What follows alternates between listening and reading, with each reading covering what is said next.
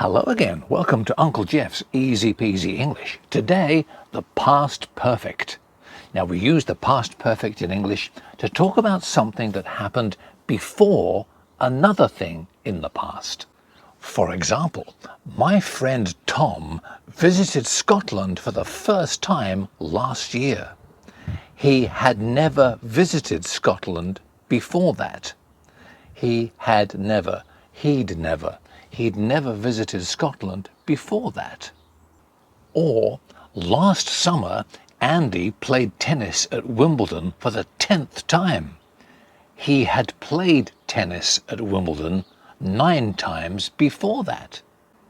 English grammar, the past perfect, it's easy peasy. Thank you for watching. We'll see you next time on Uncle Geoff's Easy Peasy English. Bye-bye for now.